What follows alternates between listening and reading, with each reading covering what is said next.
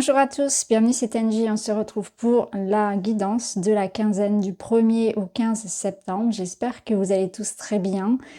Je vous remercie pour tous vos commentaires, pour tous vos messages pour cet été. J'espère que cette rentrée va vous apporter son lot de surprises et de réjouissances.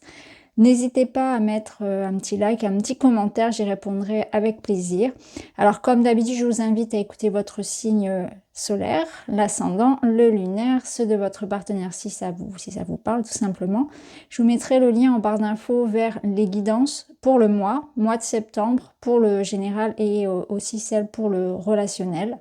Voilà les amis, je vous retrouve tout de suite avec votre signe. À tout de suite.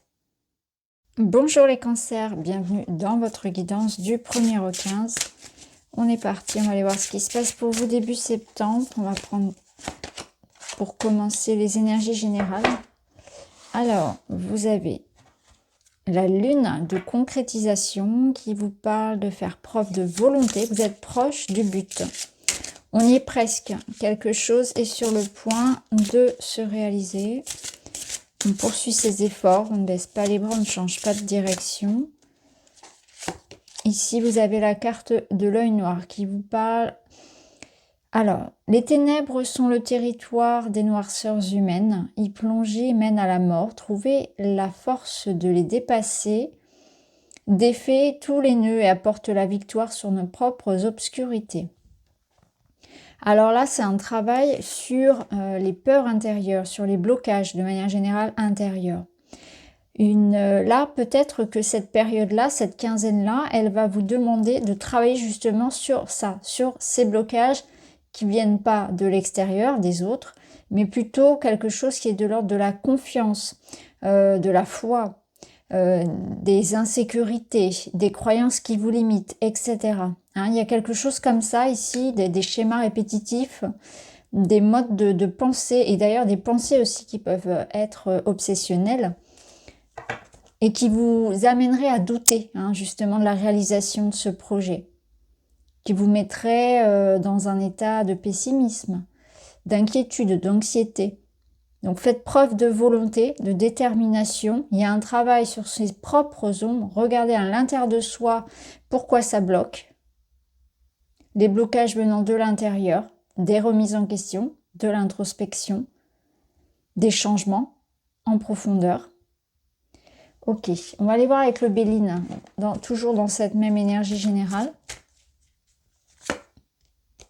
La paix, la sérénité, l'harmonie, l'entente.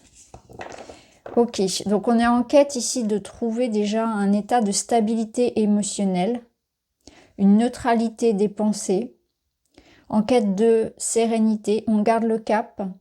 Et il peut être question aussi d'établir un lien, une connexion, une réconciliation, de trouver des compromis, un accord, si c'est plus matériel. De s'accorder sur un contrat, trouver un terrain d'entente. Retrouver une forme de stabilité et d'équilibre dans une relation également. Donc là, quoi qu'il en soit, que ce soit matériel ou plus relationnel, ou même un travail par rapport à vos démons intérieurs, essayez de trouver une stabilité en vous-même, une paix, une sérénité, un alignement à soi. Tout ça, ça vous dit bien que peut-être que cette période-là, cette quinzaine, elle va être un petit peu bousculante, challengeante, mais en même temps, elle vous fait travailler profondément sur vous-même. Et la finalité, c'est ça, c'est cette paix, cette sérénité retrouvée. Donc on baisse pas les bras, même si on traverse peut-être une tempête, une forme de tempête quelque part ou un challenge. Allez, on lâche rien, on va aller voir le défi justement, toujours avec le Béline. Et la clé. Ok, des discussions, des échanges. Bon, vous avez un bon tirage. Moi, j'y vois pas de problématique gravissime. Il y a rien en fait qui vous empêche d'atteindre vos objectifs, si ce n'est quelque chose qui est en vous en fait. Donc voilà, un manque de confiance, manque de foi en ces projets. Peut-être des projections aussi, beaucoup d'imagination, vous savez, c'est l'imagination. Alors, il y a l'imagination fertile et puis il y a l'imagination qui angoisse, qui crée l'anxiété. Et je pense que c'est un petit peu comme ça où on s'imagine des scénarios catastrophes. Alors là, vous avez l'idée du partage, de l'aide. Je pense qu'il y a aussi l'idée d'ouvrir un dialogue. Hein, vous voyez, on a encore cette notion de négociation. Il y a quelque chose à négocier. Il y a une invitation à s'ouvrir, à parler, à pas rester tout seul enfermé. Donc peut-être faire un pas pour trouver de l'aide, du soutien, ça peut être un pas vers un pardon, vers une réconciliation, vers une ouverture, un travail d'équipe, un travail avec une direction commune, intégrer une équipe, intégrer un groupe, ou essayer d'être vraiment dans cette idée de compromis, d'association, que l'union fait la force, ça peut être ça aussi. Je pense que là, il y a de ça. Il peut y avoir aussi un événement important. Et je pense qu'on vous invite... alors, ça peut être un événement important pour vous, hein, dans le domaine autant financier que matériel. Ça peut être autant un rendez-vous professionnel qu'un rendez-vous chez un notaire, qu'un rendez-vous familial, voire amoureux. Mais il y a une rencontre, il y a un événement important qui amène de la discussion, qui amène justement des solutions, qui amène du plaisir, de la joie. Donc l'idée d'accepter peut-être de ne pas rester dans un enfermement, hein, clairement. Alors on va aller voir avec d'autres cartes pour aller voir les domaines précisément.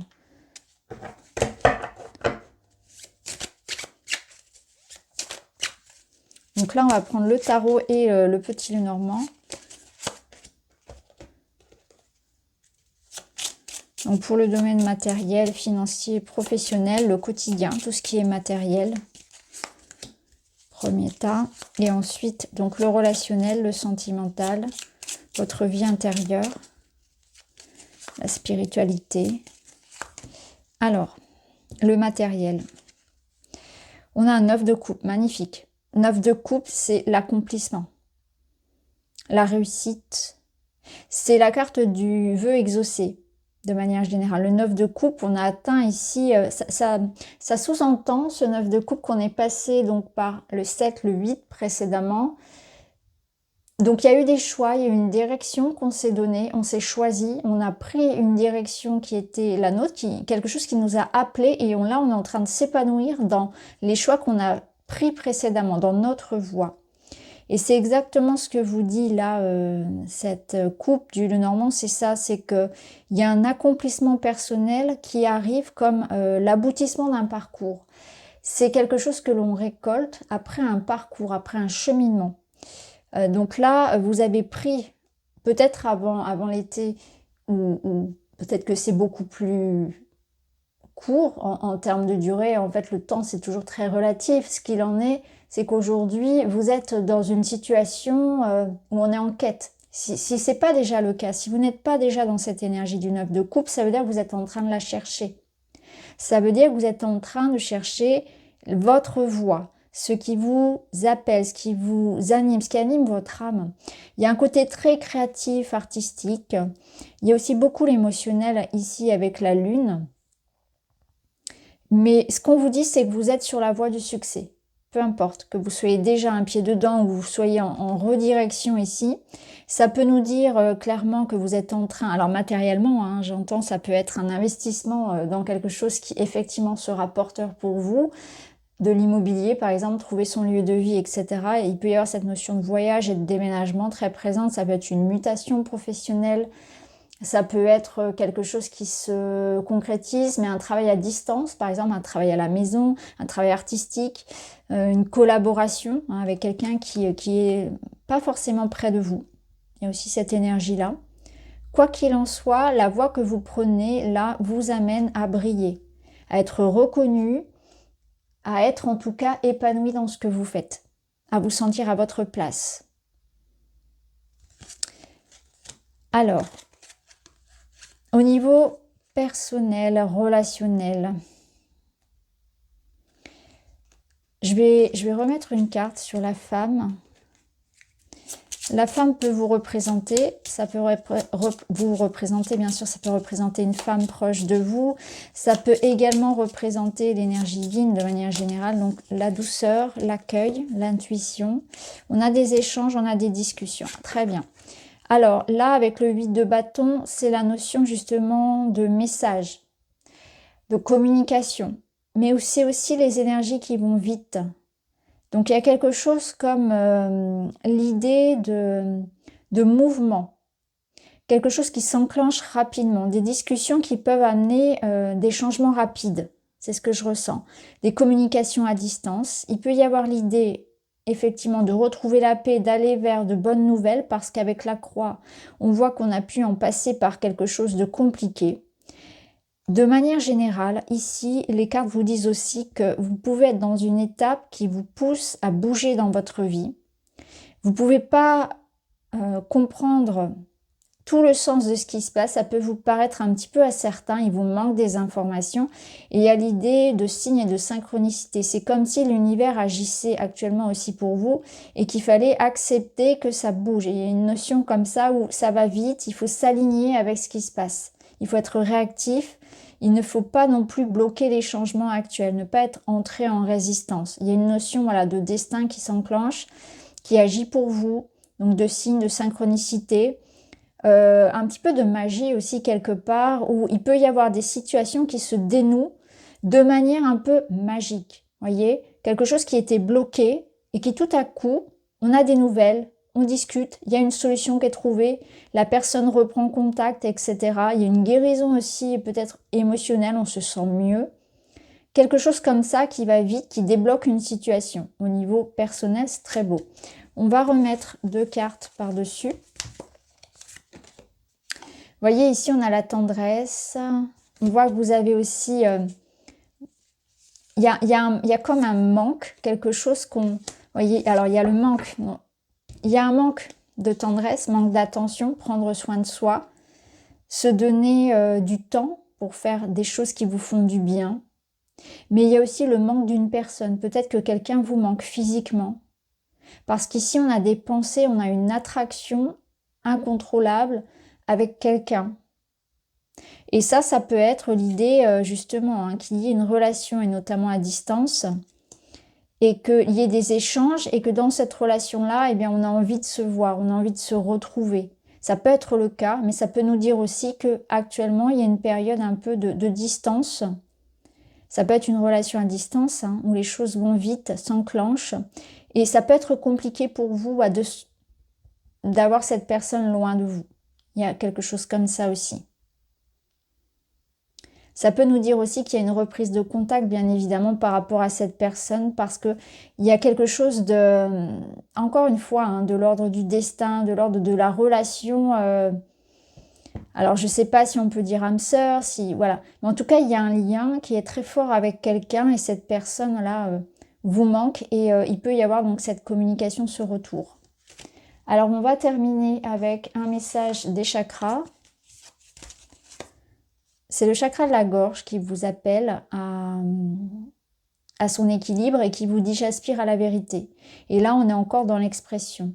Je fuis les cachotteries, les mensonges et les commérages, je cherche le vrai en tout. Je n'ai pas peur de l'exprimer ni de rectifier si je me suis trompée. Donc, un juste équilibre ici entre au niveau du chakra de la gorge et surtout l'idée d'aspirer à la vérité. Savoir l'exprimer, mais savoir aussi l'entendre. Donc voilà pour vous les amis, j'espère que ça vous parle. N'hésitez pas à me dire en commentaire.